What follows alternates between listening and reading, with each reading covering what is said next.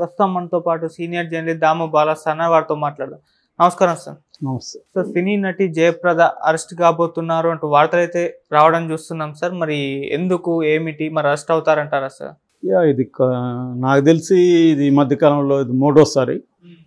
First ఈమె Chennai high court ఈమెకి 6 నెలల జైలు శిక్ష కూడా విధించింది, ఫైన్ కూడా వేసింది. అదేమో చెన్నైలో ఈమెకి థియేటర్ ఉంది లాంగ్ బ్యాక్. సో ఆ థియేటర్కి సంబంధించి కార్మికులకి ఈఎస్ఐ అంటారు కదా, సో ఆ ఇన్సూరెన్స్కి సంబంధించి దాదాపు 16 లక్షలు ఈమె పే చేయాలి, కానీ పే చేయలేదు. సో దానివల్ల వాళ్ళు కోర్టుకు వెళ్ళినప్పుడు కోర్టు అనేక సార్లు ఈమెకు నోటీసులు పంపించినా కూడా ఈమె ఎప్పుడూ హాజరు కాలేదు. సో దాంతో కోర్టు 6 నెలలు జైలు శిక్ష విధించింది. అప్పుడు అరెస్ట్ చేసే కార్యక్రమం ఉంటే చివరికి ఆ డబ్బులు కట్టేసి ఆ కేసులోంచి బయటపడినట్టుగా తెలుస్తుంది. సో అలాగా ఈమె అనేక వివాదాల్లో ఉంది. ఇప్పుడు లేటెస్ట్ కేసు ఏంటంటే ఉత్తరప్రదేశ్లో ఈమె 2019, ఎందుకంటే ఈమె కొంత మనం బయోగ్రఫీ కొద్దిగా చెప్పుకుంటే మనకి ఈ దశకి ఆమె ఎలా వచ్చిందన్నది మనకు అర్థమవుతుంది. ఓకే.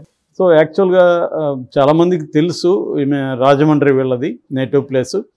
అక్కడ కృష్ణారావు నీలవేణి అనే దంపతులకి ఈమె పుట్టింది. 1962 ఏప్రిల్ 3న ఈమె పుట్టింది. సో ఈమెకి 7 ఏళ్ల వయసులోనే సంగీతం, నాట్యం నేర్పించారు అమ్మ నాన్న.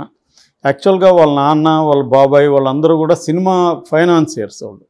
బట్ ఈమె దానివల్ల ఈమె ఏమి సినిమా రంగంలోకి రాలేదు. నిజానికి ఇది ఒక రకమైన కోయిన్సిడెన్స్ అంటారు కదా, యాదృచ్ఛికత. అటువంటి ఒక కోయిన్సిడెన్స్ వల్ల ఈమె సినిమా రంగంలోకి పెట్టిందనమాట. ఈమె అక్కడ రాజలక్ష్మి మహిళా కళాశాలలో చదువుకునేది.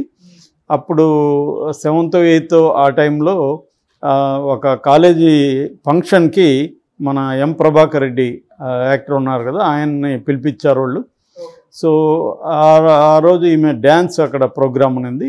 అమ్మాయి బాగా చేస్తుంది, ఎవరు ఏమని కనుక్కుంటే మన ఫిల్మ్ ఫైనాన్సర్ కృష్ణారావుల అమ్మాయి అని చెప్పారు. దాంతో ఈయన వాళ్ళ ఇంటికి వెళ్ళి తనని సినిమాల్లోకి పంపించండి బాగుంటుంది అది ఇది అని చెప్తే, లేదు చదువుకోవాలి అది ఇది అంటే, చదువుతో పాటు చేయొచ్చు ప్రాబ్లం లేదని చెప్పి తను అప్పుడు 1976లో అప్పుడు ఈమెకి 14 years. సో ఫస్ట్ టైము భూమి కోసం అని తిలక్ డైరెక్షన్లో వచ్చిన సినిమా. ఆ భూమి కోసంలో ఒక 3 నిమిషాల పాటలో ఈమెను ఫస్ట్ పెట్టారనమాట. ఓకే. సో అలా స్టార్ట్ అయింది. దాని తర్వాత ఈమెకి బ్రేక్ రావడం అయితే మన బాలచంద్ర అంతులేని కథ అనేది ఒక్కసారిగా ఈమె ఒక ఆర్టిస్ట్గా, యాక్టర్గా బ్రహ్మాండమైన పెర్ఫార్మెన్స్ ఇవ్వడం. సో దాంతో ఈమె వెరీ పాపులర్ అయింది. ఇంకా అక్కడి నుంచి సిరిసిరి మూవ్ కావచ్చు, తర్వాత కమర్షియల్ బ్రేక్ మళ్ళీ రాఘవేంద్రరావు అడవిరాముడితో కమర్షియల్ బ్రేక్ వచ్చింది.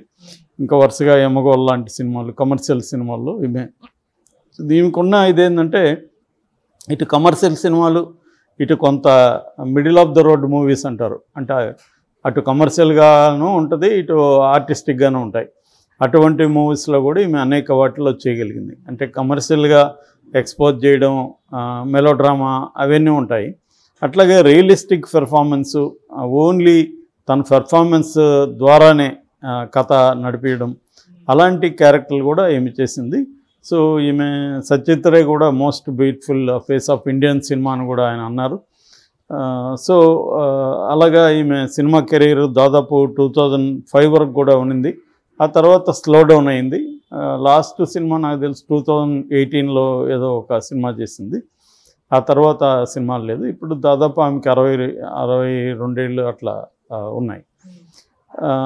సో అయితే ఈమె ఎట్లయితే సినిమా రంగంలోకి యాక్సిడెంట్లకు వచ్చిందో, ఇటు రాజకీయ రంగంలోకి కూడా యాక్సిడెంట్లుగానే వచ్చింది. సినిమా రంగంలో అప్పటికే ఈమె 300 సినిమాలు చేసింది. సో 94లో ఈమె అప్పటికే రామారావు విమెన్ కూడా రాజకీయాల్లోకి రావాలి అని కొంతమందిని ఆయన పిలుస్తున్నారు. ఆ టైంలో ఈమెను పిలిచినప్పుడు ఈమె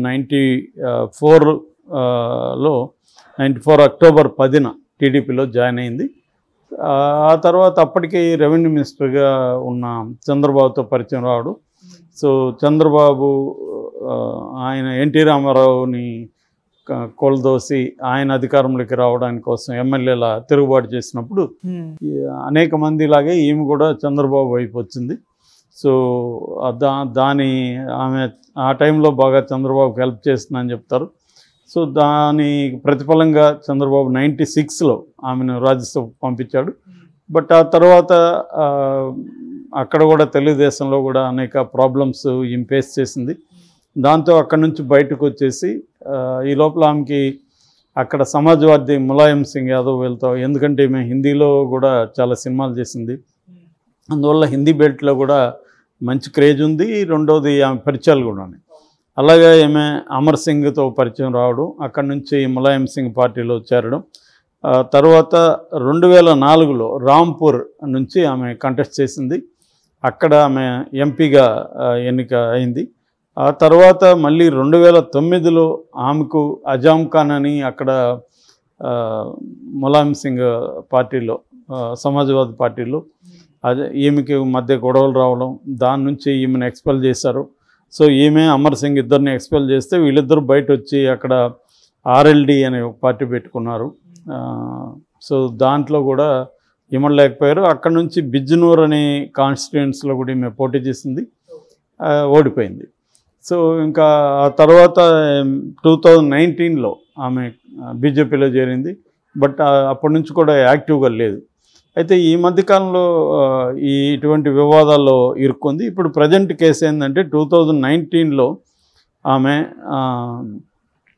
అక్కడ ఉత్తరప్రదేశ్లో కొన్ని ఎలక్షన్కి సంబంధించిన గొడవల్లో ఎలక్షన్ కోడ్ని ఉల్లంఘించిందని చెప్పి ప్రజాప్రతినిధుల కోర్టులో అప్పుడు కేసు వేశారు.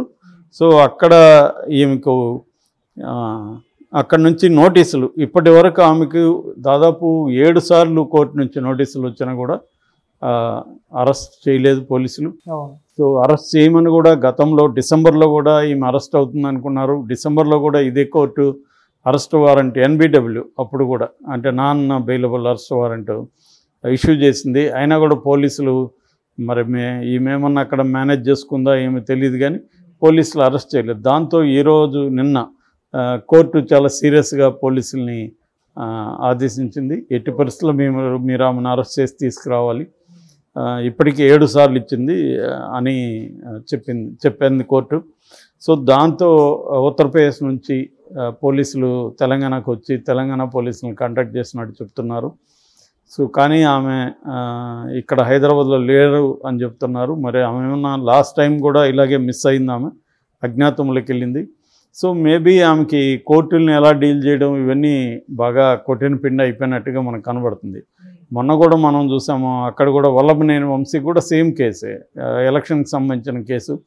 అతను కూడా అనేకసార్లు కోర్టు నెక్ కొడితే కోర్టు NBWలో అతని మీద కూడా ఇష్యూ చేసింది. బట్ అతను మళ్ళీ ఏదో లాయర్ల ద్వారా వెళ్ళి హెల్త్ గ్రౌండ్స్లో పెట్టుకున్నట్టున్నాడు. సో ఈమె కూడా అలాంటిది ఏదో చేస్తున్నట్టుగా కనబడుతుంది. ఎందుకంటే వీళ్ళు అప్పుడు సామాన్యులు అనుకో, ఇదే పరిస్థితిలో ఆర్డినరీ పీపుల్ ఉంటే వాళ్ళని పోలీసులు ఎత్తుకుపోయి కోర్టుకు పెట్టి జైల్లో పడేస్తారు. వీళ్ళు ఏం చేస్తారంటే వీళ్ళకి పవర్ఫుల్ అడ్వకేట్స్ని పెట్టుకోగలరు, డబ్బులు పెట్టుకోగలరు. కాబట్టి కోర్టులు కూడా పవర్ఫుల్ అడ్వకేట్స్ ఉన్నప్పుడు వాళ్ళతో డీల్ చేసే విధానం వేరే ఉంటుంది. సో అందుకనే వాళ్ళకి అంతంత ఫీజులు ఇస్తారు. సో అలాగా దీనివల్ల ఏమవుతుందంటే డబ్బున్న వాళ్ళకి, పవర్ఫుల్ వాళ్ళకి ఈ దేశంలో ఒక న్యాయం, పేదవాళ్ళకి ఒక న్యాయం అన్న భావన ప్రజల్లోకి వెళ్తుంది. ఈమె కేసులో మనం చూస్తున్నాం, కోర్టే చెప్తుంది 7 సార్లు వారెంట్ ఇష్యూ చేసినా కూడా మీరు వెళ్ళలేదు, అరెస్ట్ చేయలేదని. అంటే పోలీసులు కూడా, పోలీస్ డిపార్ట్మెంట్ కూడా ఏమవుతుంది, రాజకీయంగా ఇన్ఫ్లుయెన్స్ అవుతుంది కాబట్టి వాళ్ళు కూడా దొరకలేదనో ఇంకొకటో పోయినాము వచ్చాము అని చెప్పి అన్ని రికార్డులు చూపిస్తారు. సో వాళ్ళు వద్దనుకుంటే అరెస్టులు చేయరు, కావాలనుకుంటే వాళ్ళు ఎక్కడున్నా పట్టుకోగలరు. మనం చూస్తున్నాం కదా ఫోన్లలో, ఎక్కడ పోయినా పట్టుకోగలరు. మొన్న అక్కడ తహసీల్దార్ హత్య కేసులో కూడా అతన్ని బెంగళూరు నుంచి చెన్నైకి బస్సులో వెళ్తూ ఉంటే పట్టుకోగలిగారు. సో కాబట్టి ఎక్కడైనా పట్టుకోగలరు వాళ్ళు ఇవాళ, కానీ ఇలాంటి వాళ్ళని పట్టుకోదలుచుకోరు అనమాట. సో అది మళ్ళీ ఒకసారి ఈమె కేసులో నిరూపితమైంది. ఈమెని అరెస్ట్ చేస్తారని అందరూ అంటున్నారు, కానీ నాకు తెలిసి ఆమె అరెస్ట్ కాదు.